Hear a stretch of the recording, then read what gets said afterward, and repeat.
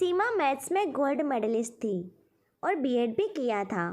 उसकी शादी सुरेश से हुई, जो एक चार्टर्ड अकाउंटेंट था। शादी के कुछ ही दिनों बाद परिवार में सास से मनमुटाव शुरू हो गया।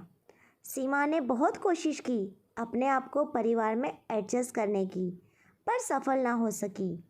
आखिर हार कर सुरेश ने लोन लेकर एक फ्लैट खरीदा और दोनों शिफ्ट हो गए। सीमा घर पर अकेली रहती थी। उसने स्कूल में जॉब ढूंढना शुरू कर दिया और कुछ ही दिनों में उसे पब्लिक स्कूल में जॉब भी मिल गई। अब उसकी ज़िंदगी आराम से चल रही थी। शादी को भी 6 महीने हो गए थे। एक दिन उसे पता चला कि वह माँ बनने वाली है। वह बहुत खुश हुई, पर चिंता भी थी कि सब कुछ अकेले कैसे मैनेज होगा। पर सुरेश ने उसे सहारा दिया कि सब हो जाएगा, वह चिंता ना करे। प्रेग्नेंट होने के बाद भी उसने जॉब जारी रखी। एक प्यारी सी बेटी रिया को जन्म दिया। जॉब छोड़नी पड़ी क्योंकि घर वालों का कोई सपोर्ट नहीं था। सब कुछ अकेले ही जो करना था, पर सुरेश उसका पूरा साथ देता। अब रिया 1 साल की हो गई। सीमा अब धीरे धीरे सब कुछ मैनेज करने लगी थी। प्लान बना रही थी कि दोबारा जॉब शुरू करी जाए। घर पर एक मेड रखकर मैनेज कर लेगी। फिर वह तो 3 बजे स्कूल से आ ही जाएगी। उसने एक स्कूल में अप्लाई कर दिया। एक्सपीरियंस होने के कारण कुछ ही दिनों में उसके पास अपॉइंटमेंट लेटर भी आ गया। वह उस दिन बहुत खुश थी। आखिर फ्लैट भी लोन पर था। वह चाहती थी कि वह भी सुरेश को फाइनेंशियली हेल्प करे। कॉल लेटर लेकर वह सुरेश को खुशखबरी सुनाने के लिए इंतज़ार कर रही थी कि तभी उसे चक्कर आने लगा। वह दौड़कर बाथरूम में गई और उल्टी हुई। उसे याद आया कि इस महीने उसे पीरियड ही नहीं हुए। कुछ चिंता में पड़ गई। सुरेश ऑफिस से आया। वह उदास बैठी थी। हाथ में कॉल लेटर था। पास में रिया सो रही थी। सुरेश ने पूछा, सब ठीक है ना? सीमा ने उसे बताया कि उसकी तबीयत खराब है, कुछ गड़बड़ लग रही है। सुरेश नेहा को लेकर डॉक्टर के पास गया। चेकअप हुआ। डॉक्टर ने बताया कि वह माँ बनने वाली है। यह सुनते ही वह फूट फूट कर रोने लगी। नहीं चाहिए मुझे यह बच्चा। इतनी जल्दी फिर से कैसे संभालूंगी 2-2 बच्चों को? फिर रिया भी तो बस 1 साल की है। मेरा अब अबॉर्शन कर दो डॉक्टर। अरे आप क्यों परेशान हो रही है? सब हो जाएगा। आप एक बार और सोच लो। डॉक्टर उसे बहुत समझा रही थी, पर सीमा मानने को तैयार नहीं थी। डॉक्टर ने सुरेश से कहा कि वह सीमा को घर ले जाए, बाद में बात करेंगे। दोनों घर आ गए। सीमा कमरे में जाकर लेट गई। वह रोए जा रही थी। सुरेश रिया को लेकर बैठा था। वह अपने आप को दोषी मान रहा था। तभी सीमा का मोबाइल बजा। हेलो सीमा, यार कैसी है?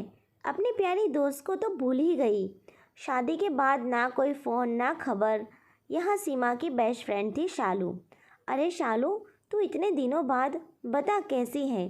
क्या चल रहा है लाइफ में? कुछ खास नहीं, बस बिज़ी हूँ अपने 2 प्यारे बच्चों के साथ। तू बता। 2 बच्चे? अरे तेरी शादी को तो बस 1 साल हुआ है। 2 बच्चे? हाँ यार, भगवान की मर्ज़ी, हम क्या कर सकते हैं।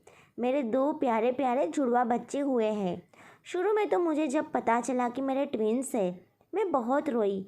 कैसे संभालूंगी 2-2 बच्चों को अकेले? मेरे सास ससुर भी गांव में रहते हैं और मम्मी भी बीमार रहती है। कैसे होगा? पर मेरे पति ने मुझे बहुत सपोर्ट किया। आज दोनों 1 साल के हो गए हैं। सब कुछ अच्छे से चल रहा है। तू बता, तेरा क्या हाल है? सीमा ने शालू को बताया कि उसकी बेटी 1 साल की है और वह इतनी जल्दी दोबारा प्रेग्नेंट हो गई। वह यह बच्चा नहीं चाहती, इसलिए सोच रही है कि अब अबॉर्शन करा ले। अरे सीमा, तू जैसी समझदार लड़की इतनी कमज़ोर कैसे पड़ गई? तुझसे यह उम्मीद नहीं थी। बच्चे तो भगवान का रूप होते हैं। फिर तू कैसे अपने ही दिल के टुकड़े को इस दुनिया में आने से रोक सकती है? जब मुझ जैसी लड़की 2 जुड़वा बच्चों को संभाल सकती है, तो तू क्यों नहीं? अबॉर्शन की बात तो दिमाग से निकाल ही दे, सब हो जाएगा। अपनी सहेली की बातें सुनकर सीमा को एहसास हो गया कि नासमझी में वह कितना गलत फैसला लेने जा रही थी। अगले दिन उसने डॉक्टर को फ़ोन किया। हेलो सीमा, कैसी तबीयत है तुम्हारी? तुमने अपने निर्णय को बदलने के बारे में सोचा? डॉक्टर ने कहा।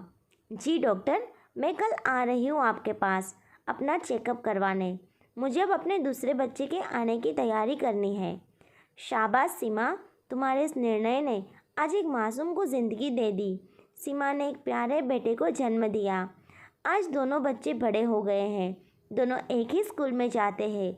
सीमा ने भी उसी स्कूल में जॉब कर ली है। आज सीमा जब अपने बेटे को देखती है तो उसे अपनी सहेली शालू पर गर्व होता है कि वो उसकी वजह से आज उसका परिवार संपूर्ण है। ये छोटी सी कहानी आपको अच्छी लगी हो तो हमें कमेंट करके ज़रूर बताइएगा, और वीडियो अच्छी लगे तो लाइक और शेयर ज़रूर कीजिए। चैनल को सब्सक्राइब करना बिल्कुल ना भूलें।